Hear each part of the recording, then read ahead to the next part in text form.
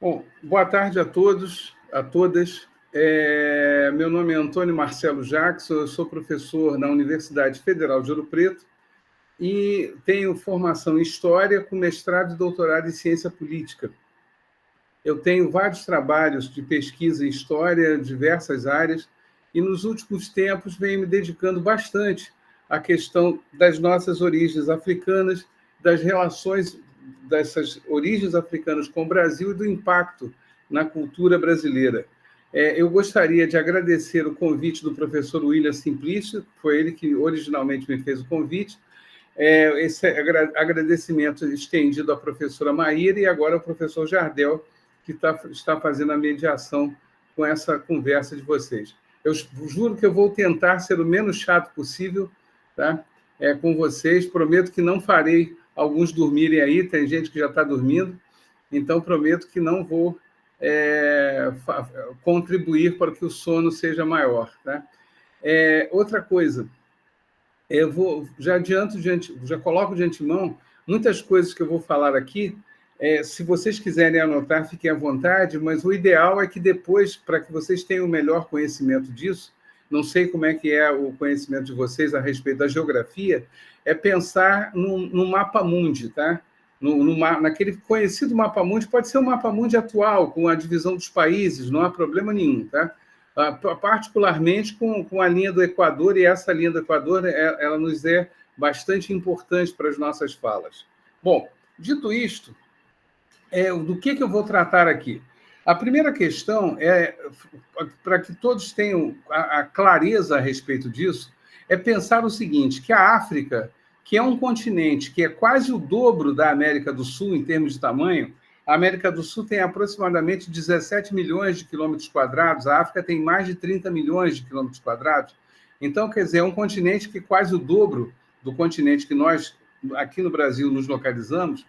É um continente muito diversificado, tem sociedades dos mais diversos tipos, culturas diversas, línguas diversas, religiões diversas, e desses diversos grupos, tá, alguns deles, tá, acabaram sendo trazidos para o Brasil com o tráfico de africanos escravizados. Quer dizer, vamos lembrar que ninguém veio para cá porque estava fazendo turismo, né? Foi uma coisa muito barra pesada, muito terrível que faz parte da história da humanidade, que foi o tráfico de escravos, tá? De pessoas escravizadas. Aliás, é até bom a gente frisar isso aqui. Não existem escravos, né? Existem pessoas escravizadas, pessoas que foram transformadas em bem de uma outra pessoa. Pois muito bem, dito isto, tá? Uma outra coisa, além de lembrarmos da diversidade da cultura, das culturas africanas, é pensarmos o seguinte, que, infelizmente, na maior parte das sociedades humanas ao longo da história da humanidade, praticamente todas as sociedades praticaram alguma forma de escravidão. Isso aí não é uma coisa bonita de se pensar, mas efetivamente isso é algo real. Então, quer dizer, se a gente olha, por exemplo, para os astecas na América Central, no atual México, se a gente pensa nos europeus, nos romanos, nos antigos gauleses, nos germanos, se a gente vai para a China, se a gente vai para a África, tá? Nos diversos povos, os bantus, os haussais, os iorubais, os jeje, enfim, todos esses povos praticaram alguma forma de escravidão. Então, quando você chega e aí pensa o seguinte, os europeus, ou particularmente os portugueses, chegando no litoral africano e propondo, e se apresentando e desejando esse tráfico de escravizados, isso não é algo estranho para nenhum povo. Tá? Apenas vale aí uma curiosidade. De todos os povos da história da humanidade, os únicos povos que não viveram, que não presenciaram, que não tiveram como prática escravizar os demais foram as sociedades originárias do Brasil, os indígenas brasileiros, tá? Os tupis, os geis, os aruaques e os caribes, que são os 4 grandes troncos indígenas, troncos linguísticos, culturais brasileiros, eles nunca tiveram a prática de escravizar. Agora, isso não significa que eles sejam, que os nossos antepassados aqui na Terra, e também nossos antepassados, geneticamente falando, né, todos nós somos descendentes de indígenas, com toda certeza, eles não significam que eles eram bonzinhos, tá? Apenas eles não tinham como prática de escravizar. Normalmente, eles matavam os seus inimigos e os comiam, tá? Literalmente com um ensopado, tá? Ou assado, conforme for a coisa. Isso é para abrir o apetite aí de vocês depois do almoço, tá? Então, o que acontece? Se efetivamente... nós temos essa pequena diferença entre os indígenas brasileiros que não tinham como prática a escravidão, e os demais povos tinham, tá? E a grande questão é pensarmos o seguinte: bom, então, se eu tenho diversidade cultural, se eu tenho prática de escravos, o que levou os portugueses a iniciarem as chamadas grandes navegações, tá? O que interessava os portugueses era uma coisa que, para todos vocês aí, hoje em dia, são as coisas mais comuns que tem, tá? Que era a busca de temperos. Sabe aquela coisa que, não sei se algum de vocês já sabe cozinhar, se gosta de mexer na cozinha, né, nas panelas e tal, coisas como pimenta do reino, cravo, canela, noz moscada, são coisas que, para nós, hoje em dia, a gente compra em qualquer mercado, em qualquer supermercado, em qualquer esquina a gente encontra isso. É exatamente isso que fez com que os portugueses se lançassem ao mar lá a partir de inícios do século XV, ou seja, a partir de 1400 e pouquinho, começassem a buscar outras formas de encontrar esses temperos, tá? Pode acreditar, era simplesmente por isso, tá? Porque tem uma coisa que mexe muito com a cabeça de todos nós, que é o estômago, né? É o nosso gosto, é a nossa alimentação. O ser humano é capaz de fazer qualquer coisa para uma alimentação mais prazerosa.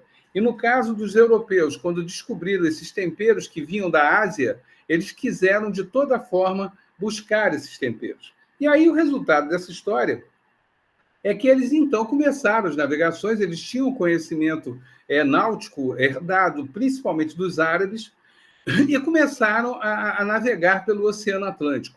Pois bem, o que acaba acontecendo? É lógico que, num primeiro momento, eles vão fazer o que as pessoas chamam de navegação de cabotagem, que é ficar navegando pela proximidade do litoral africano. Só que eles perceberam que as correntes do Oceano Atlântico os empurravam para dentro do oceano, para longe das costas africanas. E era aquilo que os primeiros navegadores chamaram de volta do mar. Vale aqui uma curiosidade: essa volta do mar fez com que os primeiros portugueses que tentaram chegar na Ásia, tá? A Índia, a China, eles chegaram em terras que eles não sabiam muito bem que terras eram essas, viram povos estranhos, e mais à frente, tá? O que vai no Tratado de Tordesilhas definir como aquilo que pertenceu a Portugal, ou seja, aquilo que nós conhecemos hoje por Brasil. Ou seja, num bom português, o Brasil já era conhecido antes da chegada do Pedro Álvares Cabral por esse litoral, tá? O litoral brasileiro já era conhecido, não tinha esse nome, evidentemente, tá? Não, era uma terra desconhecida, apenas era aquilo que eles chamavam da terra que se chegava com a volta do mar. Na hora que eles botavam a caravela no oceano e deixavam a correnteza do Oceano Atlântico levar, eles paravam nessa terra desconhecida. E depois, seguindo a correnteza, eles eram jogados para a parte sul da África e dali chegavam pelo Oceano Índico, lá na Índia e depois na China. Pois bem, esse tipo de coisa fez com que, primeiro, eles identificassem alguns produtos, não aqui nessa terra estranha, mas no litoral da África, que os interessavam. Numa região que hoje em dia fica os países chamados Gana, Togo e Benin, eles acharam a pimenta malagueta, e isso era interessante demais para eles. Eles não tinham essa pimenta nos territórios da Europa. Mais do que isso, na região que hoje é a República do Benin, era onde se chamava na época Reino do Daomé, era da onde saía a principal quantidade de ouro que ia para a Europa. O europeu nunca teve mina de ouro, tá? Todo o ouro que aparece na antiguidade na Europa saiu da África, notadamente do Benin. Pois muito bem. Só que chegando lá, como é que se comprava? Como é que se adquiria esse ouro? Né? É lógico, ninguém chegava assim, olha, eu tenho aqui um dinheirinho e eu te dou o meu dinheiro e você me dá em troca alguma coisa. Não é assim que funciona o comércio. Tá? O comércio era feito em troca de produtos, aquilo que as pessoas chamam de escambo. Né? E aí o que Portugal fazia? Normalmente levava tecidos que eram produzidos em Portugal, numa região chamada Alentejo, e esses panos eram muito bem bonitos e eram de fácil troca. E com esses panos eles chegavam na África e começavam a fazer suas trocas, seus escambos. Tá? E aí, por esses panos, se trocava primeiro, em alguns lugares, na região atual do Senegal, trocava-se por escravos, por pessoas escravizadas, e essas pessoas escravizadas eram trocadas lá no Benin, no reino do Daomé, por ouro. E assim começou essa troca de produtos. O que interessava era, num primeiro momento, o ouro, ou então também a pimenta malagueta. Lógico, o interessante mesmo que Portugal queria era chegar na Índia e trazer de lá o cravo, a canela, a pimenta do reino, etc. Ora, só que, com o passar do tempo, se percebeu que essa troca de pessoas escravizadas no litoral da África dava mais dinheiro do que o ouro propriamente. Tá? Era muito mais interessante escravizar pessoas do que conseguir ouro ou mesmo pimenta malagueta. E mais do que isso, quando Portugal faz o acordo com a Espanha e vai começar a chamada colonização do Brasil, essa colonização ela precisava de mão de obra. E não havia tanto português assim que quisesse ou pudesse vir para essas novas terras. E o que acaba acontecendo, então? Gente, prometo que eu não vou ficar tagarelando muito antes que alguns comecem a dormir. Já prometi a vocês e vou cumprir. Tá? E aí, o que acaba acontecendo? Ora, como é que você, então, ocupava o território, já que você não tinha muito português para vir para cá? A opção foi, de fato, esses escravizados, essas pessoas escravizadas que vieram da África. E dessas pessoas, para a gente facilitar um pouco a conta, percebeu-se até por aquela coisa das correntes do Oceano Atlântico que era muito melhor trazer do que aqui de uma região que hoje nós chamamos de Angola. Tá? E dessa região de Angola partiu dali um maior número de africanos escravizados que vieram para o Brasil. Aliás, que é a base, uma boa base de todos nós aqui, da minha origem, da origem de todos vocês, que são os grupos Bantu, tá? Que saem de Angola, Congo e depois de Moçambique. Não é à toa que vocês devem ter aí na região de vocês algumas festas chamadas Congado. Existe isso aí na região de vocês ou não? Não existe aí? É interessante, tá? Uma boa parte de Minas tem o Congado, porque exatamente vem dessa região do Congo, né? Que é mantido até hoje essa trajetória, essa origem, essa cultura. Além dessa região dos congados, tá? Ou melhor, dos bantos que vêm para o Brasil, começam a chegar também outras regiões. Do Senegal, por exemplo, que é onde começaram as primeiras trocas de africanos escravizados, saíram um grupo chamado Haussá. E esses Haussás, eles eram muçulmanos, eles acreditavam em Alá, eram islâmicos, sabe? Liam o Alcorão, todos eram alfabetizados, por sinal. Então, você tem esse outro grupo. Do grupo que sai do Benin, é um grupo, e esse grupo interessa bastante ao pessoal de Minas Gerais, porque é o que vai ocupar bastante Minas Gerais, que eram os que conheciam a mineração na África, tá? No reino do Daomé, atual República do Benin. E esse grupo se chamava Jeje. Tá? Esses Jeje vão ser levados principalmente para o Maranhão, para a Bahia, na chamada Chapada Diamantina, onde havia extração de diamantes, e Minas Gerais.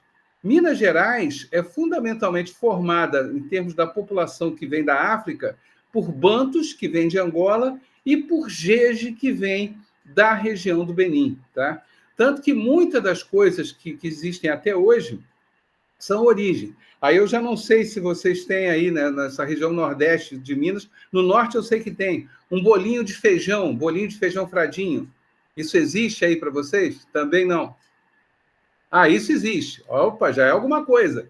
Então, esse bolinho de feijão fradinho, tá? que houve? Está tendo uma discussão aí, uma discordância ali entre a menina e o menino. Aí vai ver que ela não gosta do bolinho de feijão, pode ser também, né? Então, bom, a grande questão é a seguinte, tá? Não quero causar brigas entre vocês, por favor, tá?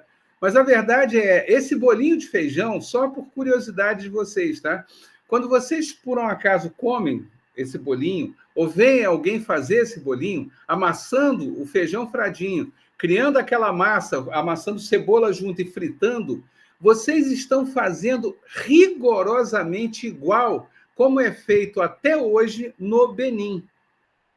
Vocês estão comendo uma comida 100% africana, tá? Vale como curiosidade, né?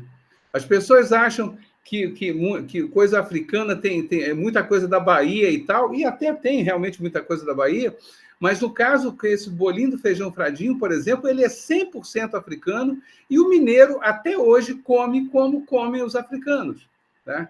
Como comem os chamados Minas Jeje, tá? Os povos do Benin, antigo reino do Daomé.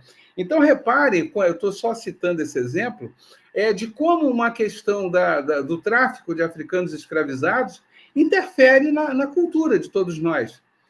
Tá? Só para vocês terem uma ideia, esse bolinho de feijão fradinho, ele é consumido em Minas. Tá? Ele não é consumido, por exemplo, no Rio de Janeiro. Na cidade do Rio de Janeiro, a gente não conhece esse bolinho. Tá? A gente conhece esse mesmo bolinho, mas feito não da forma jeje, mas sim da forma iorubá, que foi outro grupo que sai da África e vem para o Brasil. E que forma é essa? É pegar esse bolinho do feijão fradinho e fritar no azeite de dendê, que eu não sei se vocês conhecem, tá?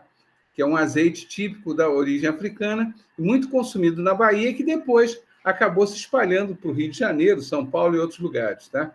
Mas a grande questão é que essa presença africana ela vai moldando, pouco a pouco, as características da sociedade brasileira. Não apenas na alimentação, mas molda, por exemplo, também na questão da língua. Tá? Palavras como vocês, não sei se vocês conhecem essas palavras que eu vou falar. Moleque. Conhecem, né? Babá, que cuida do bebê, né? Opa! Deixa eu pensar outra aqui. Ah, sim, caçula. Caçula já ouviram? Todas essas palavras, tá? São palavras banto, né? Aliás, se vocês vão vocês aí podem ir numa praia de Rio ou na piscina do clube, os rapazes aí vão usar uma sunga, né? A palavra sunga é uma palavra banto, tá? Também. Se as meninas estivessem aqui no Rio de Janeiro, usariam uma tanga para ir na praia, tá? E tanga é uma palavra banto. As meninas usariam um pano enrolando no corpo chamado canga. E essa canga também é uma palavra banto, sabe? Enfim, eu só estou citando aqui palavras do uso comum, né? Moleque, conforme eu citei, bebê. Bebê também é uma palavra banto. Babá é uma palavra banto. Enfim, samba é uma palavra banto. E vamos embora. Quer dizer, então, não é só... Essa presença africana no Brasil, ela não é... Perdão. Apenas no sentido de você ter... de pessoas escravizadas e serem trazidos como objetos aqui para o Brasil, que já é uma coisa horrorosa, e não estou aqui dizendo que seja linda de morrer, muito pelo contrário. É horrível isso, é nefasto. Tá? Agora, efetivamente, essas pessoas, quando vêm para cá, elas não vêm apenas o seu corpo, vem também a sua cultura, a sua fé, a sua comida, sabe? Se eu citei aí o feijão fradinho, vocês devem conhecer o quiabo, o jiló, o maxixe, a abóbora, sabe? Todos esses alimentos são africanos. Agora, também, se vocês quiserem, é lógico, eu citei aqui que o português estava lá atrás do cravo, da canela e da pimenta do reino, mas acabaram trazendo outras coisas da Ásia também, como é o caso da manga, que vem da Índia, do coco, que vem da Índia, da cana, que vem da Indonésia, tá? Do arroz, que vem da China. Enfim, a quantidade de coisas que vão chegando no Brasil e que vêm com essas navegações é brutal em termos alimentares. Como também é um dado curioso. alguns alimentos que são do Brasil vão sair daqui e rapidamente vão parar na África ou na Ásia. Tá? Só para vocês imaginarem, ainda em 1500 e pouco já começa a ser plantado milho na África. E mesmo aipim, tá? Ou mandioca, eu não sei como é que vocês chamam, aí na região de Teófilo Otoni, se é mandioca, aipim, como é que vocês chamam? Aipim? Não, mandioca. Ô, Jardel, só me diz aí que eu não consigo ouvi-los. Eles disseram que é mandioca. Ah, mandioca. Aliás, vale aqui, a mandioca, não sei se vocês sabem, tá? É um cultivo indígena, né? Notadamente começa na Amazônia e se espalha pelo litoral brasileiro. Eu não sei se vocês sabem da origem da palavra mandioca. Sim ou não? Não sabe? Pois é, então, só para... Como é que se conta a história? Que uma índiazinha, lá na Amazônia, se encantou por um rapaz lá de outra tribo e lá, entre os beijos e abraços, ela engravida, tá? Só que ela não consegue ter o bebê, quando ela vai ter o bebê, ela morre. E é enterrada, então, e no lugar que ela é enterrada, junto com o bebê, que morreu junto com ela, coitadinha, tempos depois nasceu uma planta que chamava a atenção porque o bebê que ela tinha tido tinha uma pele muito branca. E essa planta, quando puxava a raiz dela, ela tinha uma raiz que era marrom, mas o interior dela era branco. Ora, como é que se chama a palavra casa na língua tupi? É oca. Tá? E qual era o nome da indiazinha? A indiazinha se chamava mani. Então, ali passou a ser, aquela planta passou a representar a casa de Mani, ou, em Tupi-Guarani, manioca, manioca por corruptela, mandioca. Daí deu origem dessa palavra mandioca que vocês conhecem, que comem das várias formas. Tá? Aliás, a mandioca, ela, segundo alguns chefes de cozinha, é a base alimentar do Brasil. Né? Tem, não só da mandioca, pura e simples, mas de todos os subprodutos dela, né? A tapioca, o beiju, enfim, tem 1 milhão de coisas que saem da mandioca. E no interior, o milho, né? Que também é muito cultivado, também desde a origem, é um alimento original do Brasil, e conforme eu estava dizendo, muito rapidamente, já em 1550, por exemplo, já era plantado milho na Sicília, na região da Itália, já era plantado milho e mandioca na África. O milho e a mandioca chegam na Índia e na China, né? Então, muito rapidamente. Aliás, hoje em dia, né, é um dado curioso. Uma vez eu vi um programa na televisão que na Tanzânia, que é um país na África e que fica no litoral do Oceano Índico, né, o que é muito comum na praia da Tanzânia? É beber caldo de cana e comer aipim frito, mandioca frita. Tá?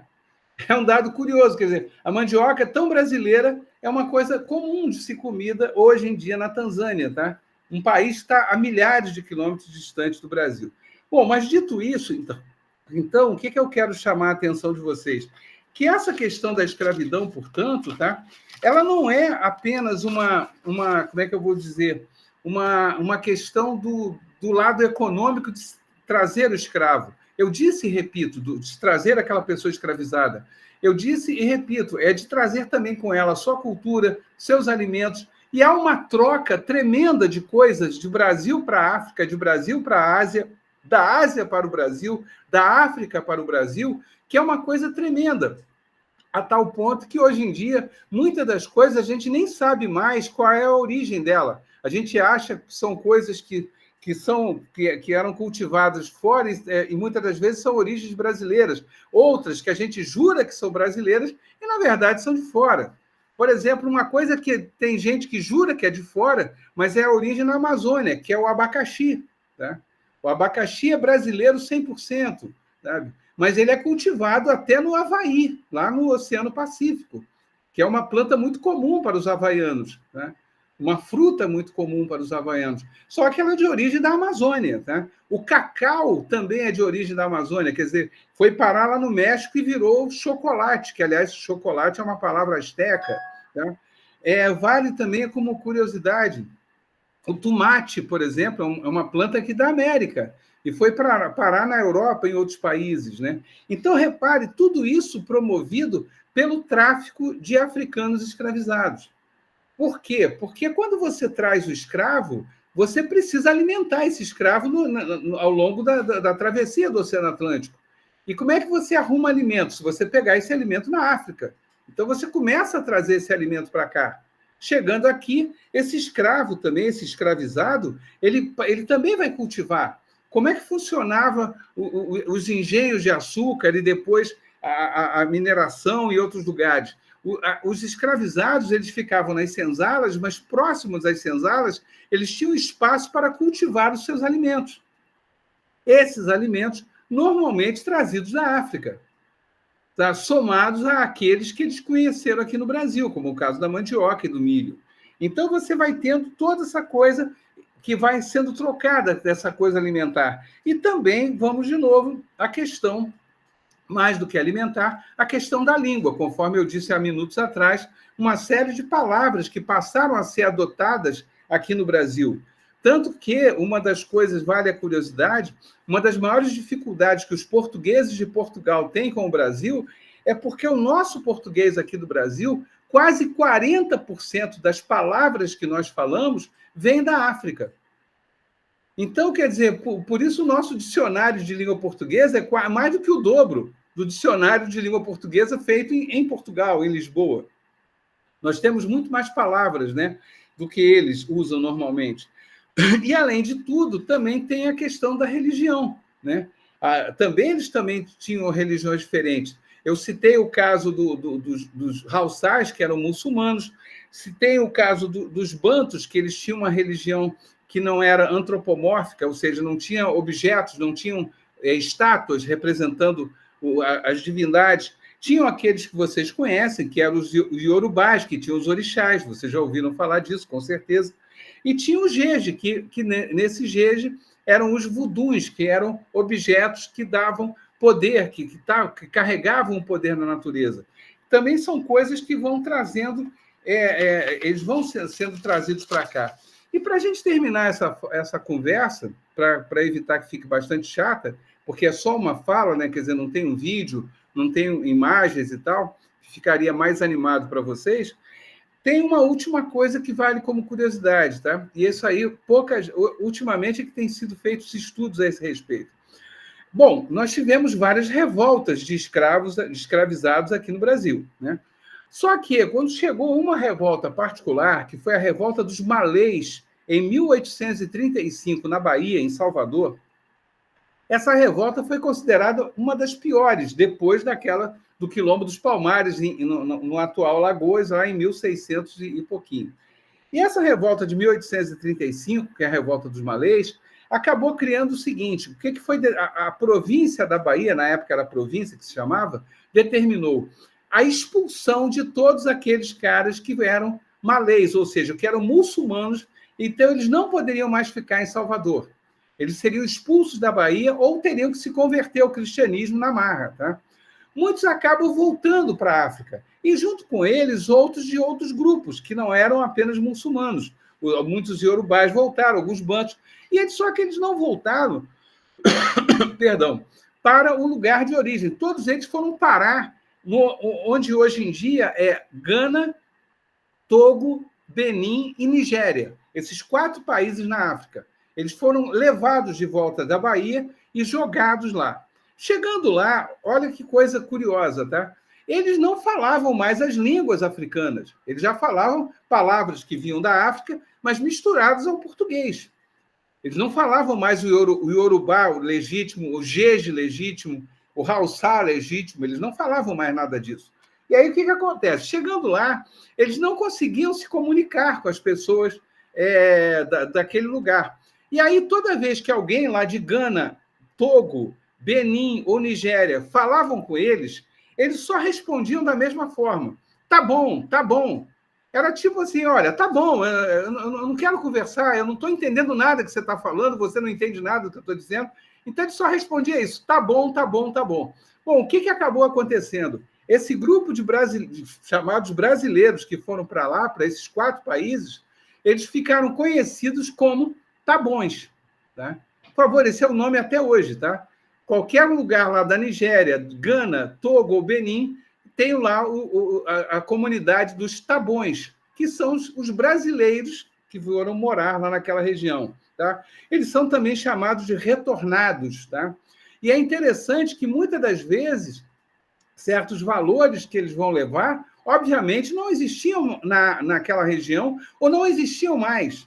Então, você tem documentários hoje em dia de pessoas da Nigéria falando que aqueles brasileiros chegaram lá com religiões estranhíssimas, que não eram as religiões deles, tá?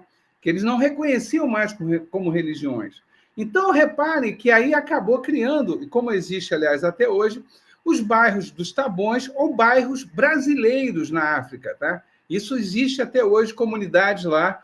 Eles não falam português mais, né? Já se perdeu isso há mais de 100 anos, já estão lá. Falam, mas mantêm os sobrenomes, todos eles brasileiros. Né? Então, são Oliveira, são Pereira, são Ferreira, são Silva, sabe? Todos moram lá e todos têm até orgulho dessa origem brasileira. Existem até as casas brasileiras lá em Gana e no Togo, até nos dias de hoje. Tá? Então, reparem que esse tráfico de africanos escravizados, ele não apenas mudou e criou o que nós chamamos de Brasil, a nossa cultura, todos nós, vocês que estão nessa sala, mas acabou também mudando a própria conjuntura, a situação da África, notadamente desses países ali, dessa região. Tá? Acabaram sendo influenciados por esses retornados, esses africanos que, não sendo mais escravizados no Brasil, voltaram para a África. Tá?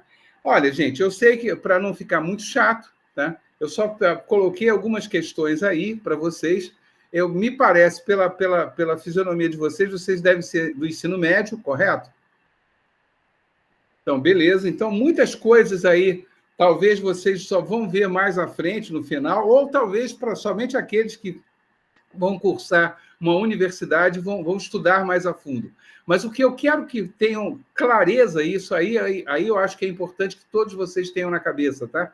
Que muitas das coisas que vocês fazem hoje em dia, que se alimentam, que falam, vêm da África, tá? E isso é muito importante reconhecer essa origem.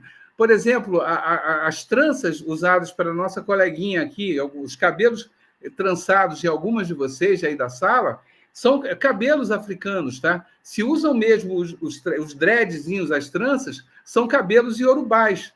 Se é uma coisa mais uma coisa mais armada, como está, por exemplo, uma coleguinha que está para mim aqui no meio da tela, é uma coisa mais banto, tá? Então, por favor, vocês não sabem disso, mas vocês estão, sem saber, reproduzindo elementos claramente africanos, tá?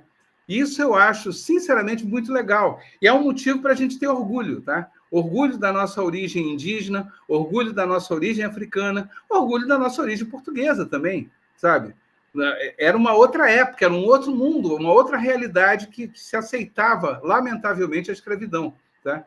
Mas hoje em dia, é claro, a gente tem que combater isso, a gente tem que combater todos os subprodutos da escravidão, que é o preconceito, e mais à frente até o próprio racismo que apareceu. Isso a gente não pode aceitar em hipótese alguma e a gente tem que combater. Sabe, obrigado vocês. Jardel, eu fico à vontade, fica à vontade aí se alguém tiver alguma pergunta, alguma curiosidade, sabe, alguma dúvida que queiram ter, fiquem à vontade. Vale para qualquer área, tá? A música, Inicialmente, as meninas pediram para você fazer uma pose aí, que elas querem tirar uma foto.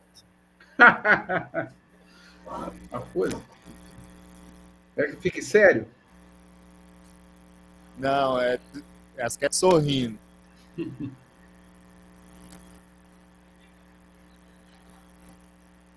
Pronto.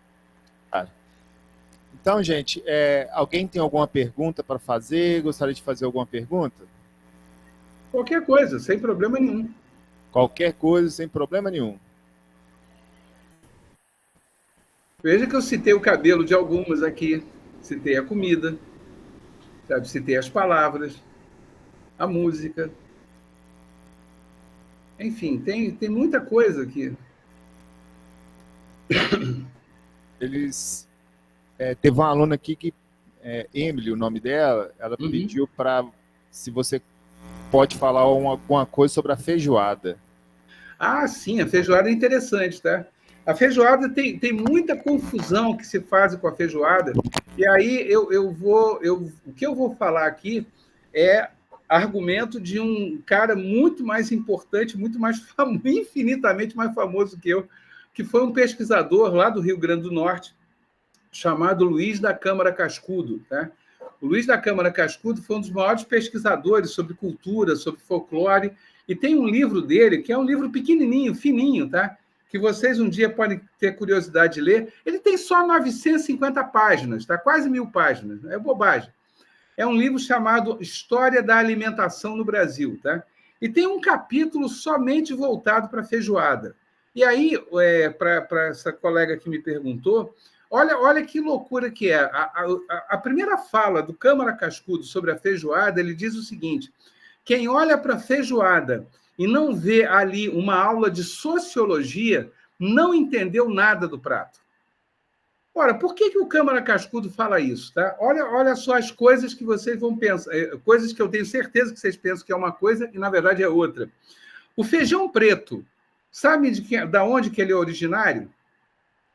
Brasil. Indígena brasileiro. Feijão preto indígena. Tá? Os indígenas, os tupis, comiam feijão preto sempre comeram. Aliás, todos os feijões são do Brasil. Tá? O que a gente chamou, e eu mesmo chamei agora há pouco aí, de feijão fradinho, na verdade, ele é uma fava. Tá? Ele vem da África, o fradinho. Agora, todos os demais feijões, feijão preto, feijão branco, tá? Feijão mulatinho, feijão vermelho, todos esses feijões são todos aqui do Brasil, são todos originários aqui dos nossos tupis, tá? Dos Geis, etc. E aí, o que acontece? Então, comer feijão cozido já era uma coisa comum a todos eles. Só que tem uma coisa que começa a acontecer, que era o seguinte: a escravidão no Brasil, ela tinha fundamentalmente 3 tipos de escravizados. O escravizado, que era o escravizado de lavoura, e ele poderia ser também o escravizado de mineração, que era aquele que ia estar lá cultivando a cana, depois o café, ou estava nas minas, né, pegando ouro ou diamante, seja lá o que for. O escravizado doméstico, que era aquele que trabalhava na casa das pessoas, cuidavam das crianças, cuidavam da casa, da limpeza, etc. E tinha um último, que era o escravizado de ganho. Tá? O que era o escravizado de ganho? Era aquele escravizado que tinha uma profissão. Tá? E esse cara, ou essa mulher, como é que funcionava? Ele ia para a rua, o seu dono chegava e falava: olha, você vai para a rua vender o seu serviço, alugar o seu serviço. E no final do dia você tem que me trazer tantos mil-réis aqui. Tá? Obviamente, o sujeito era escravizado, mas não era burro, ele cobrava mais caro. Então, ele acabava conseguindo dinheiro, levava para o seu senhor no final do dia e embolsava uma diferença. O senhor sabia disso? Claro que sabia.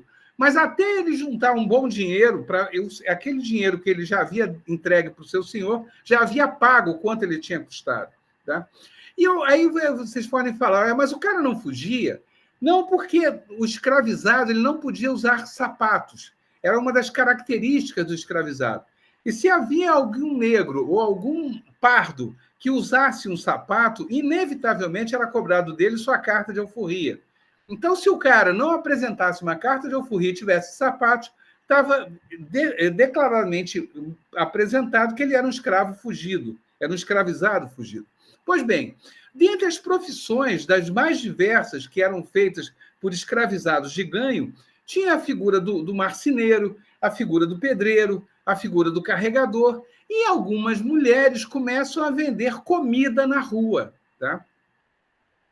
Há um dado curioso, não se sabe muito bem a origem, mas é detectado no final do século XVIII, ou seja, 1780, 1790, em Salvador e no Rio de Janeiro, mulheres que vendiam comida na rua de 2 tipos, fundamentalmente: o angu cozido, tá?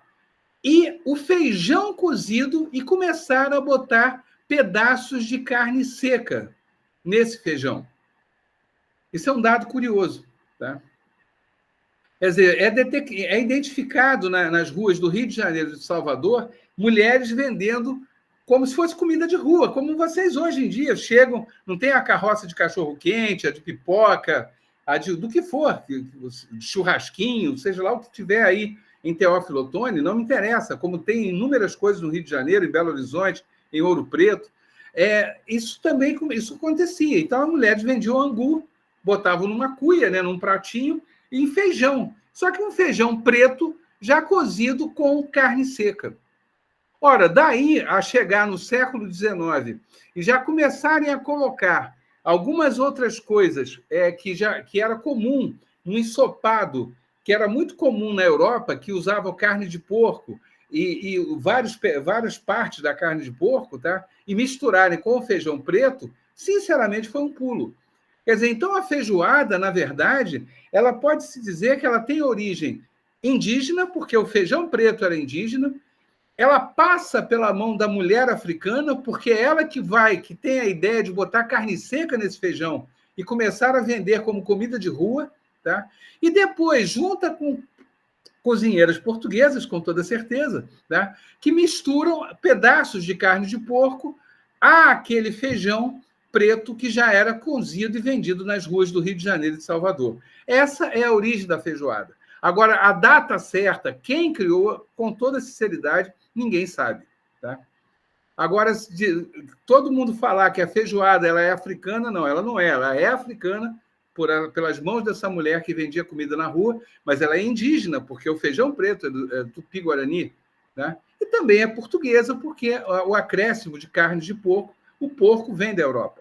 Então, é uma mistura, como disse o Câmara Cascudo, a feijoada é uma aula de sociologia. Né? Eu acho isso bem interessante. Para não falar das formas diferentes de cada lugar de fazer a feijoada. Por exemplo, em Sergipe, a feijoada ela é cozida com quiabo e abóbora, por exemplo. Eles botam para cozinhar não só a carne de porco, né? Pé de porco, orelha de porco, aquela coisa toda, mas eles botam também quiabo e abóbora. Essa é a feijoada sergipana, por exemplo, com feijão preto. Alguns lugares usam o feijão vermelho na feijoada, mas a tendência é que seja sempre feijão preto. Não sei, sinceramente, como é feito em Teófilo Otoni. Vocês poderiam me dizer.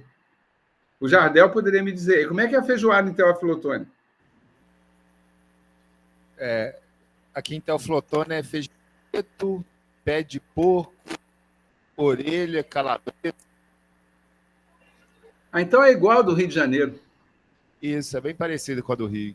Então, beleza. É diferente mesmo que eu tomei um susto em Sergipe. Sergipe, realmente, eu fiquei surpreendido com isso. Achei adorável, tá? Uma delícia, mas bem diferente. Aquela história da manga com leite? Verdade?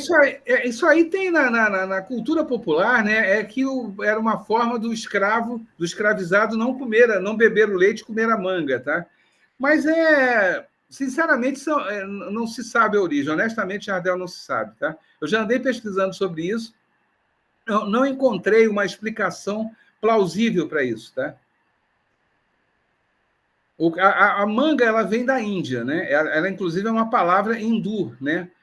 Mangar, manjar, é algo que serve para comer. Curiosamente, a palavra manga significa isso, é o que é para comer, tá? Ela não tem um nome específico. E ela acabou chegando no Brasil e se adaptou muito rapidamente, né? Em todo o território brasileiro tem manga, né? Em cidades como Belém do Pará, nossa, a cidade inteira é coberta de mangueiras, né? Então, no Rio de Janeiro também tem manga a dar com pau aqui. Então, e o leite o gado vem da Europa, né? Então, quer dizer, talvez essa desculpa de querer com que não fosse consumido as duas coisas seja mais plausível realmente, ainda que não se tenha como comprovar. Agora, é um dado curioso, né? O sujeito fala que tomar manga e comer manga e beber leite passa mal, mas vai depois ali na mercearia, na padaria, compra um sorvete de manga, que é feito com manga e leite. E não passa mal tomando sorvete. Mas, enfim, isso é um mistério que alguém vai um dia decifrar. Não sei se eu dei conta da pergunta da feijoada aí, da nossa amiga, o Jardel da manga com leite. Por favor, fique à vontade. Podem perguntar o que vocês quiserem. Ela ficou satisfeita com a resposta. Melhor ainda é bater uma feijoada, não mais tarde, que a noite é mais pesada, né? Mas amanhã, no almoço, cai muito E bem. aqui acabou de dar aquela chuvinha. Ah, maravilha, maravilha. Essa coisa de chuva, né, é interessante. Não sei se aí em Teófilo Otoni há o cultivo do milho em larga escala, ou não. A Sabrina queria que você falasse um pouco mais sobre as tranças. Ah, as tranças, tá? Não, olha só, Sabrina, né? O que que acontece? A questão do cabelo, depois eu posso até, eu sei que existe até acho que uma dissertação de mestrado na Universidade Federal de Minas Gerais, salvo engano da minha parte, que vai tratar dessa questão dos cabelos africanos, tá?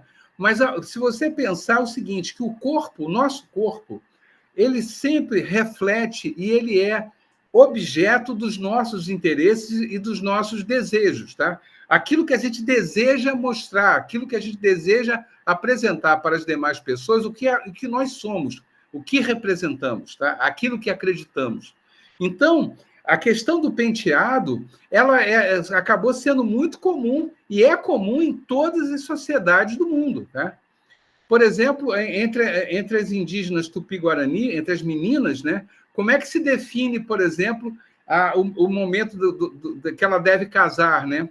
É o momento que o cabelo dela chega aqui no queixo. Quando chega no queixo, então ela está no momento que ela deve casar, né? Pois é, várias aí já teriam casado nessa altura do campeonato, se fosse indígena. Mas, enfim. Então, e depois é cortado e tal, ela fica aquele cabelo curtinho como as indígenas têm. Então, no caso das africanas, dos cabelos africanos, isso é colocado. De uma forma geral, eu posso dizer o seguinte: essas tranças, né, Rastafari, né, ou dread, né, como se colocam, há uma tendência que sejam, na maior parte, se não na totalidade dos casos, de origem iorubá. Elas são Yorubá Nagô. Tá? Toda mulher Yorubá Nagô, mesmo os homens, faziam tranças, né, nos cabelos. Tá? Faziam cabelos, aqui no Rio o pessoal chama de dread, né? Mas essas coisas bem trançadas, como algumas aí na sala eu estou vendo. No caso dos bantos, os cabelos são mais armados, tá? São mais cheios, ou então mesmo colocados. Eu não sei se vocês conhecem aquela cantora Isa, né? A cantora Isa teve algum tempo atrás, há uns 2 anos atrás, mais ou menos, ela usou um cabelo que parecia que ela tinha botado assim, ela amarrou vários mechas no cabelo, várias bolotas no cabelo. Eu não sei se eu estou conseguindo explicar. Se vocês vão lembrar, uma coleguinha lembrou disso, alguns lembraram. Pois é, aquele penteado dela é um penteado banto, tá? Vem de Angola. Não sei se ela tinha esse conhecimento, tá? Mas efetivamente é um penteado de Angola, tá? Por favor, não, eu não sou especialista em cabelo, não, tá? É que por um mero acaso, numa das pesquisas que eu fiz, eu esbarrei com esse assunto e aí vi imagens, algumas imagens e tal. Mas eu prometo, tá? Eu vou ver se. Ou então vocês podem pesquisar. Se eu não me engano, é na UFMG, uma dissertação de mestrado que fala de cabelos africanos. Vocês conseguem isso daí. É bem interessante, tá? É muito interessante mesmo. Desculpe não poder falar mais do que isso. Se eu falar também, eu estou mentindo, né? Aí não vale. Bom, continua aberto aqui, podem tirar qualquer dúvida. Se tiver ao meu alcance.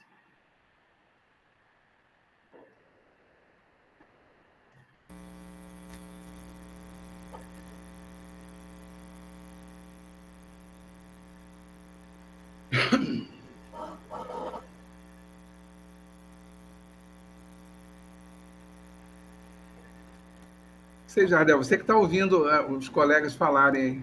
Eu não sei. Ô, Carol, É porque o som da voz deles não chega até mim, né? Então.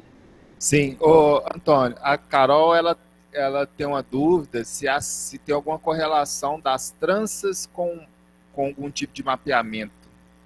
Com o tipo de? Mapeamento de mapa, de localização, alguma coisa do tipo. Não, é muito mais de você se reconhecer como parte daquela cultura, tá? Eu não estou aqui falando que vocês façam isso, porque vocês não conhecem. Agora que vocês estão recebendo essa informação. Mas eu estou pensando lá na África, é uma forma de você se identificar como pertencendo àquela cultura e não a um outro grupo, tá? É uma tendência natural de todos nós. A gente vai sempre ter vínculos com culturas que a gente tenha sido criado, onde a gente nasceu, né? Vocês sempre vão ser da região de Teófilo Otoni e vão andar com ela para sempre. Como eu posso estar trabalhando em Ouro Preto há quase 16 anos como estou, mas eu sempre serei um carioca, não tem jeito, entendeu?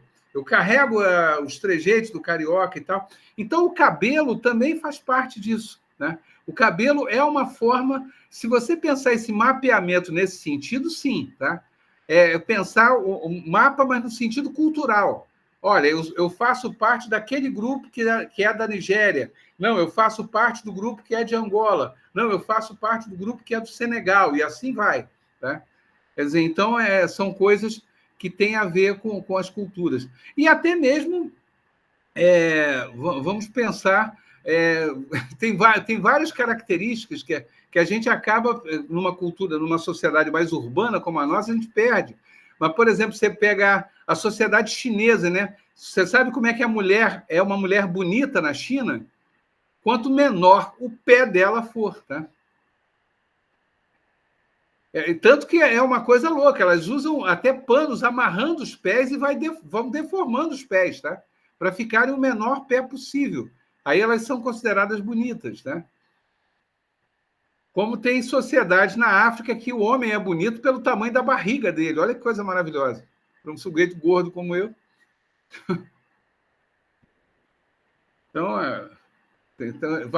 Enfim, eu sei que a minha resposta não foi muito completa, mas essa parte do cabelo, se você pensar mapeamento como cultura, sim, tá? Aí a resposta é sim.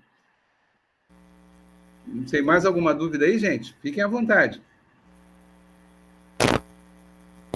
A Emily, ela quer fazer uma pergunta. Pois não, pode fazer. Então, Antônio, só complementando a fala de Carol, é que antigamente falam que as mulheres faziam umas tranças chamadas nagô, que são grudadas assim na cabeça, e são bem fininhas, em forma de mapeamento, para conseguir identificar o caminho, e aí elas faziam meio que a rota. Ah, tá, estou entendendo. Entendeu? Agora que eu entendi o mapeamento que você está falando. Essa pergunta. Oi? Não, aliás, olha só, você acabou de falar, o Yorubá aí é Yorubá nagô, tá? E Sabrina falou que também usava para esconder sementes? Não, olha só, vamos por parte. O cabelo Yorubá nagô, que você falou, é Yorubá nagô, é o mesmo grupo, tá? Primeiro lugar. Segundo lugar, a respeito de fazer o mapa, honestamente, desconheço essa informação, tá? Nunca vi. Agora, sim, esconder no cabelo armado pó de ouro, isso é real, tá?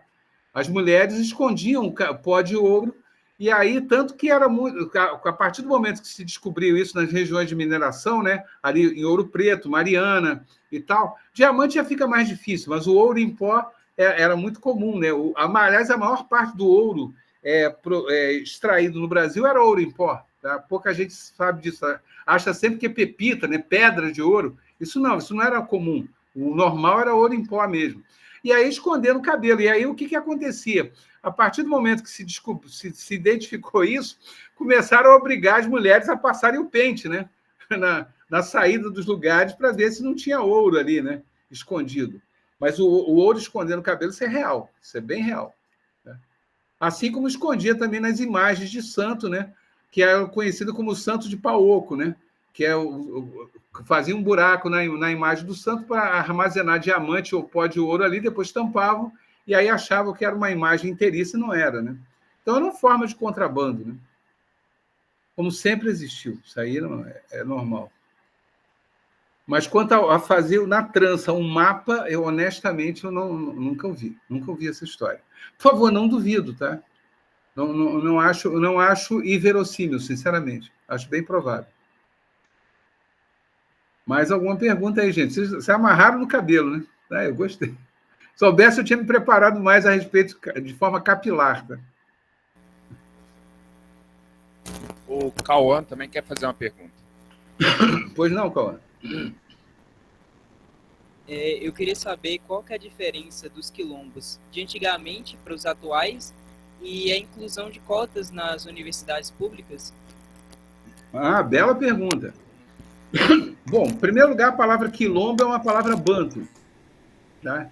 E significava, na origem angolana, ela significava um lugar onde o guerreiro era treinado. Tá? Quando chega no Brasil, é óbvio que o sujeito é escravizado, né? E uma coisa é você saber que havia escravidão na África, outra coisa é o tipo de escravidão que começou a ser implantada aqui no Brasil pelos portugueses. É uma coisa que eu não toquei, mas eu aproveito para tocar nesse assunto.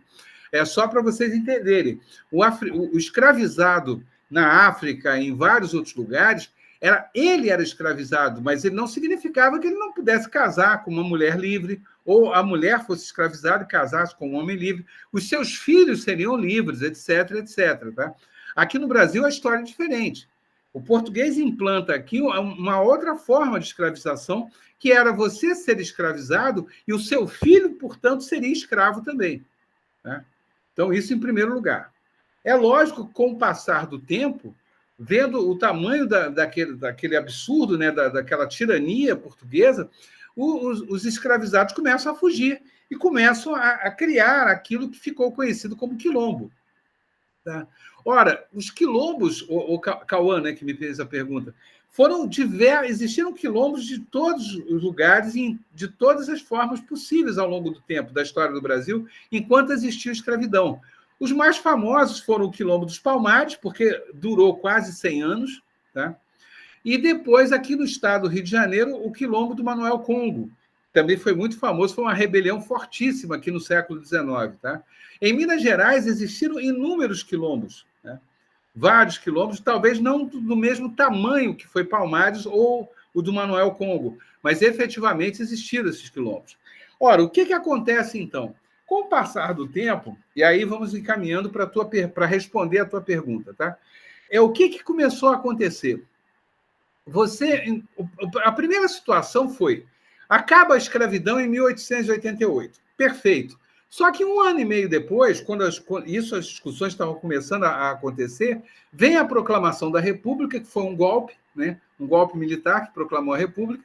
E qual foi uma das primeiras medidas tomadas nessa República? Foi tomada por um sujeito chamado Rui Barbosa, que ele ordenou que todos os documentos que comprovassem a escravidão fossem queimados. Tá? Aí, Cauã e todos vocês, por que ele deu essa ordem? Porque você tinha várias pessoas ali naquele momento que tinham sido escravos e que, na medida que foram escravizados, e muitas das vezes eram escravizados pelo próprio governo, existiam os chamados escravos da União, escravos do Império, tá? Então, o que começaram a fazer? Poderiam entrar na justiça e reclamar direitos, que eles tinham sido escravizados, e na medida que, sendo uma república, a república não poderia admitir isso.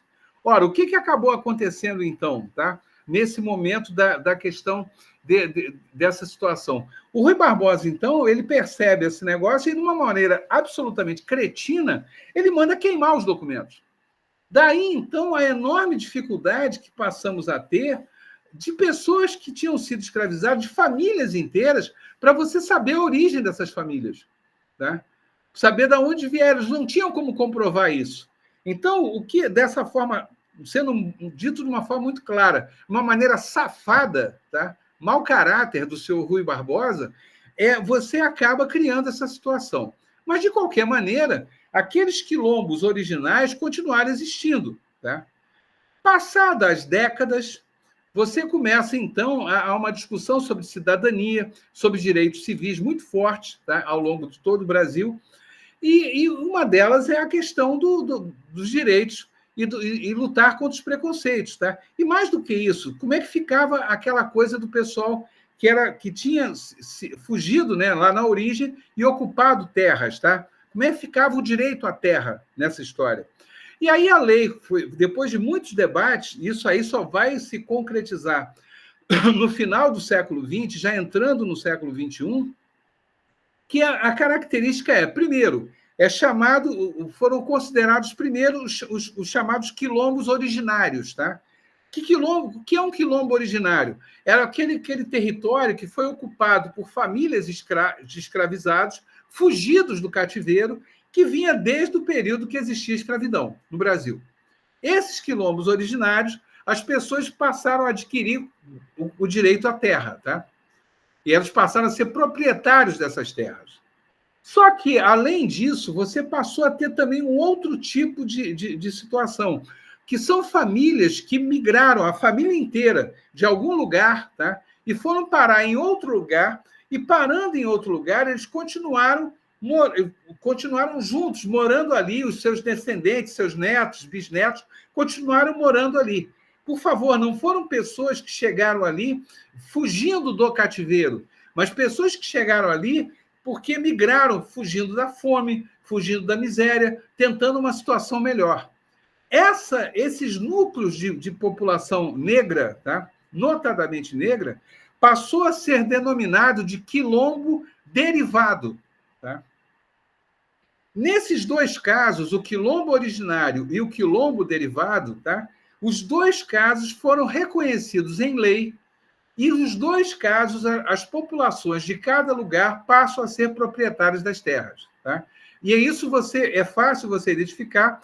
Você entra no site da Fundação Palmares, existe lá um mapa onde há a identificação de todos os quilombos originários e derivados, tá? As datas que são reconhecidos, porque é necessário alguma documentação para se comprovar isso, tá? E o direito à terra, que passa a ser inalienável. Tá? Ponto. Então, quer dizer, o quilombo, a situação de quilombo hoje, 2024, é uma coisa prevista em lei e definida dessas duas maneiras, quilombos originários e quilombos derivados. Os originários, praticamente todos eles já estão mapeados. Tá? Acho que não acredito que ainda tenha algum processo ainda na justiça dos originários. Os derivados, não. Esses aí tem vários que estão em processo na justiça, aguardando a decisão final. Tá? Ponto. Isso aí é uma coisa. Tá? A outra coisa diz respeito à questão das cotas. Aí vamos entender a lógica que aí vamos escapar um pouquinho dessa conversa da escravidão, tá? E cair numa outra conversa chamada racismo. Porque, acreditem, no Brasil nós conseguimos produzir o pior dos infernos, que é juntar as duas coisas mais horrorosas que o ser humano produziu ao longo do tempo. De um lado, a escravidão, do outro lado, o racismo. Tá? Então, aqui no Brasil, a gente juntou essas duas coisas, porque, acreditem, uma coisa não tem nada a ver com a outra. Tá? São duas coisas completamente diferentes. A questão do racismo, ela começa uma discussão lá no século XVIII, e tem até alguns pensadores de uma coisa que vocês já estudaram em algum momento, que são os pensadores iluministas, tá? Que começaram a discutir as diferenças entre as chamadas raças. Eles começaram a dizer, olha, tem uma raça X, raça Y, raça branca, raça amarela, raça negra, e como é que fica? São raças diferentes. Por favor, isso é uma invenção que vem lá do iluminismo. Tá? Quando chega no século XIX, na segunda metade do século XIX, algumas pessoas começaram a levar muito a sério isso.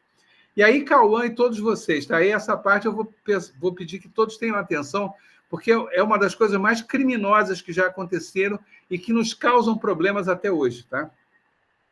Em 1871, chega no Brasil um sujeito chamado Conde de Gobineau. Era o título dele, era um francês. Ele vem para cá como embaixador da França. E a capital do Brasil era o Rio de Janeiro, então ele vai lá morar no Rio de Janeiro. E o que esse Gobineau fez? Ele criou uma teoria sobre a questão racial, dizendo o seguinte, que na cabeça dele, no entendimento dele, existiam três raças, a raça branca, a raça amarela e a raça negra, sendo que cada raça possuía uma característica. Tá? A raça branca teria como característica o uso da razão, a capacidade de serem racionais. A raça amarela teria como característica a emoção exacerbada, seriam pessoas emotivas naturalmente, e a raça negra teria como principal característica a força física. Tá? Segundo Gobineau, continuando o absurdo que ele falou, antes que alguém pensasse, e se a gente juntar um branco, um amarelo e um negro, vai dar então uma pessoa inteligente pra caramba, forte pra caramba e emotiva. Aí o Gobineau dizia, não. Quando você junta as três coisas, quando você junta duas coisas, por exemplo, você acaba depreciando as características originais. Ao contrário, não surge uma pessoa melhor, surge uma pessoa pior. Tá? Isso dito no Rio de Janeiro de 1871. O que acabou acontecendo ali de forma imediata? As pessoas começaram a pensar o seguinte: peraí, mas o que é a sociedade brasileira? A sociedade brasileira, naquele momento, já era uma mistura de negros, de indígenas, amarelos, portanto, e de portugueses, brancos, né? E, portanto, se havia uma mistura total, se o brasileiro era uma sociedade formada de pardos, fundamentalmente pardos, então, segundo a lógica do Gobineau, segundo o argumento do Conde de Gobineau, então nós seríamos uma sociedade depreciada, uma sociedade ruim. Tá? Não sei se vocês já ouviram essa história. O brasileiro nunca vai dar certo. É aí que começa essa história. Tá? É aí que começa essa mentira, ou conforme vocês gostam de dizer hoje em dia, essa fake news. Tá? Pois muito bem, para piorar a situação, então, o que acaba acontecendo? Você tem esse argumento é levado a sério pelas nossas elites e até pelas universidades, pelas faculdades brasileiras. Na época não existia universidade. A faculdade que leva a sério foi a Faculdade do Direito, de Recife, principalmente, e depois a Faculdade de Medicina do Rio de Janeiro. Leva muito a sério essa teoria racial do Gobineau. Uma das medidas, então, que o governo resolve adotar é facilitar a imigração. É por isso que começa a ter muita imigração no Brasil a partir do final do século XIX. Italianos, poloneses, espanhóis, portugueses, todos brancos, né? Dentro da cabeça deles, né? Pessoas brancas. E por que seria interessante receber esses imigrantes? Para embranquecer a sociedade brasileira. Por favor, esse o argumento. Tá? Para transformá-los em pessoas mais brancas, o mais branco possível. Por favor, isso aí não foi só no Brasil, não. Países como a Argentina, eles fizeram isso e levaram a sério esse negócio até o fim. Eles botaram todos os negros para fora da Argentina. Expulsaram todos os negros. E aí a Argentina criou uma situação que eu chamo de esquizofrênica. Ela tem uma cultura que é claramente africana, mas não tem preto na Argentina. Então, eu digo que isso é uma coisa esquizofrênica, de maluco, né? É uma pessoa que precisa de um médico para se tratar. Porque ele não sabe muito bem para onde ele vai, né? Eu conheço lá a Argentina, eles são assim mesmo. Pois muito bem. No Brasil, como é que ficou, então? Começou, então, essa campanha de tentar embranquecer. Só que o Brasil é muito maior do que a Argentina. A população brasileira já era muito maior do que a população da Argentina na época. Então, não ia ter como embranquecer essa raça. Essa raça brasileira, vamos colocar nesses termos, tá? Vamos transformar os brasileiros todos em brancos. Isso era impossível. O que você começa a fazer, então? Você começa a levar a sério, Cauã, esse argumento do Gobineau. De que maneira você leva a sério o argumento do Gobineau? Você começa a espalhar de maneira ideologizada, vale aí a palavra, tá? De forma ideológica, por meio para dentro da população, que quem é que tem a capacidade de ser racional? É o branco. Que o negro não tem capacidade de ser racional, mas tem força física. E aí, olha que coisa maluca. Aí começa a dizer o seguinte, olha, mas se o negro tem força física como sua principal característica, então, no esporte, o esportista deve ser negro. Ainda mais se for um esporte que tenha força física, como o futebol, como a corrida. E aí começa a dizer, então na seleção brasileira de futebol tem que ter preto. Se não tiver preto, o Brasil não joga bem. Como se isso fosse um elogio. Na verdade, não é. Isso é racismo. Tá? E aí, ao mesmo tempo, começa a juntar, como os indígenas aqui no Brasil foram praticamente exterminados, né, num dado momento, então aquele elemento do amarelo, que era a emoção, acabou passando para o negro também. Então o negro, por exemplo, passou a ser aceito se era por uma questão de força física ou se era uma questão emocional. Por isso a música brasileira começa a ser aceita, que ela é fundamentalmente africana. E a música é algo emocional. Então as pessoas, as elites principalmente, e o povo em geral, começam a aceitar isso, que o negro ele deveria então ser músico ou ser esportista. Mas um negro jamais faria uma faculdade, por exemplo. Por favor, isso já entra na ideologia, na cabeça das pessoas. Eu vou citar até um exemplo doméstico meu, tá? O meu pai, ele é claramente seria classificado como negro em qualquer lugar do mundo, exceto no Brasil, que eu acho que ele é branco, mas ele não é. Tá? Como eu não sou branco, eu sou pardo e tal. E aí, o que acontece, tá? O meu pai, hoje ele tem 85 anos, vai para 86 anos. Ele dizia o seguinte, quando ele era jovem, ele tinha a idade de vocês, na época não existia ensino médio, se chamava segundo grau, tá? Ou científico, que era o nome que se chamava na época.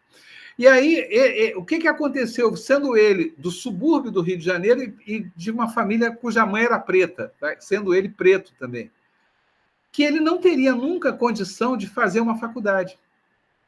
Que era melhor ele nem tentar fazer uma faculdade vestibular. Tá? E isso, por favor, meu pai falou isso para mim. Ele vai fazer a faculdade muito tempo depois, já burro velho, já com filhos criados, que ele vai ingressar numa faculdade, mesmo assim particular. Tá? Várias outras pessoas que eu já vi dando depoimento falam a mesma coisa, que sendo eles de família preta, eles eram educados para, olha, você não vai conseguir, você não vai tentar. Não, é melhor nem tentar, porque você não vai conseguir. E aí, Cauã e todos vocês, o que acaba acontecendo na cabeça da sociedade brasileira? Tá? As pessoas começam a transformar isso como algo verdadeiro. Ou seja, isso passa a ser uma verdade estabelecida. Se eu sou preto ou sou pardo, e se eu sou do interior ou do subúrbio de uma grande cidade, então eu não vou chegar a lugar nenhum. Tá? Então eu não vou nem tentar. E aí o que acaba acontecendo? Só que isso é um crime. Tá? Isso é uma coisa absurda que acabou acontecendo. E aí, só para a gente fechar e poder dar a resposta definitiva a isso, tá? O que acaba acontecendo, então? Você começa a perceber, e aí passa a ser uma questão de política pública, que, olha, ou você muda essa estratégia na cabeça das pessoas, ou então esse problema jamais vai ser resolvido. Hoje em dia, depois de 20 anos de política de cotas, você consegue ter nas universidades brasileiras 38% de alunos sejam pretos ou pardos. Tá? Você tem cursos que esse percentual não chega a 5%, como o curso de medicina, por exemplo, alguns cursos de engenharia. E muitas das vezes o que acaba acontecendo é que esses cursos não têm porque as pessoas nem sequer tentam fazer parte. Elas acreditam realmente que não tem condição. Então, a política de cotas, ela é, antes de qualquer coisa, uma forma de você mudar a cabeça, ideologicamente falando, a cabeça das pessoas. É você criar um espaço e falar, olha, você pode sim. E mais do que isso, é provar mais à frente, Cauã e todos vocês, provar com o passar dos semestres, que aquele aluno cotista, ele é tão bom ou tão ruim quanto qualquer aluno que ingressou da forma mais tradicional possível na universidade. Isso também é provado. Tá? Todas as nossas universidades, a primeira que botou de forma em larga escala a cota foi a Universidade do Estado do Rio de Janeiro. Depois, todas as demais, as federais, hoje em dia, aplicam isso. Todas elas, isso está mais do que provado. Que também é um outro discurso, né? Que vocês com certeza já ouviram. Porque o cotista é um aluno mais fraco. Não, ele não é mais fraco. Ele é tão bom ou tão ruim quanto qualquer outro. Sabe? É um aluno normal. O problema ali é ideológico, antes de mais nada. Então, a cota ela serve para combater essa ideologia nefasta que foi construída ao longo das décadas do século XIX para cá. E que nós temos que combater isso. Tá? Obviamente, eu sou favorável às cotas, tem que ter mesmo, sabe? Temos que combater isso. O racismo nosso não é à toa que ele é chamado de racismo estrutural, porque ele aparece dessa maneira escamoteada, ele aparece dessa maneira disfarçada, uma desfaçatez absoluta, tá? Aonde o cara diz o seguinte, não, mas eu gosto do Martinho da Vila, eu gosto do Milton Nascimento, eu gosto da Isa, como é que eu sou racista, tá? Aí é fácil provar que você é racista. Você entra num banco e vê se o gerente do banco é branco, preto ou preto. Tá? Você vê quem é o prefeito, se ele é branco ou preto. Você vê nas Forças Armadas quem é quantos generais pretos tem. Quantos almirantes, quantos brigadeiros da aeronáutica tem pretos? É aí que você comprova o racismo, sabe? Então, você precisa ter essa política de cotas, tá? Porque o racismo, portanto, é um problema ideológico, ele se entranhou na nossa sociedade, lamentavelmente. Não sei se eu respondi, eu tentei encurtar, tem muita coisa aí que entra nessa história, mas a história do racismo no Brasil é essa história, tá? Enfim, mas ela aparece... Vocês são muito jovens, mas as mães de vocês, perguntem a elas, a meia calça, na época delas, que elas eram jovens, a meia era assim, meia cor da pele. Qual era a meia cor da pele? A meia branca, né? Como se toda a pele fosse branca. Isso não existe, tá? Isso é uma coisa louca. Então, a gente tem que combater tudo isso. Repare que o racismo, portanto, ele é sutil. Ele não é... Porque as pessoas... Desculpe, só para terminar, é porque muita gente pensa que o racismo é o modelo clássico do racismo, é o modelo norte-americano ou o modelo da África do Sul, que existiu o apartheid, né? Essa região aqui é só para branco, essa região aqui é só para preto. E aqui no Brasil isso nunca aconteceu. Nunca existiu um apartheid nesses termos, tá? O apartheid no Brasil ele foi muito mais sutil, ele foi muito mais dessa forma ideológica. Olha, eu não estou dizendo que o preto não pode entrar, mas vamos lá, ele não tem condição, né? Ele não tem a capacidade racional como tem um branco. Só falta eu dizer isso. É racismo puro, né? Não sei se eu expliquei para vocês, espero que sim. Mas, por favor, continuem à vontade se quiserem perguntar. Por favor, combatam o racismo, tá? É uma coisa muito criminosa. Não dá para aceitar isso. Aliás, qualquer preconceito é inadmissível, né? O próprio nome diz preconceito, você conceitua antes de conhecer. Como é que você pode dizer que alguém é certo ou errado se você nem conhece a pessoa? Isso não existe, né? Bom, por favor, fiquem à vontade, podem perguntar qualquer coisa.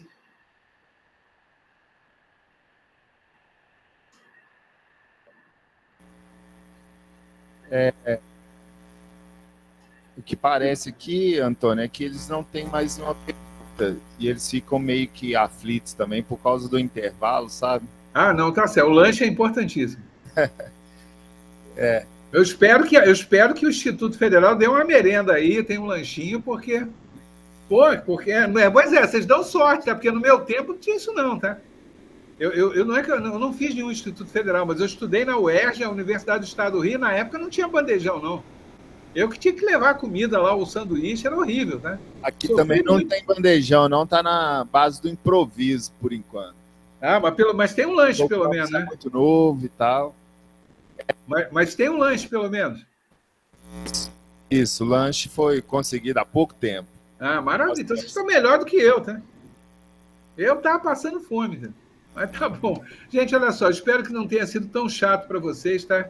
Eu vou aqui encerrar, então, a gravação. Agradeço a paciência de todos vocês.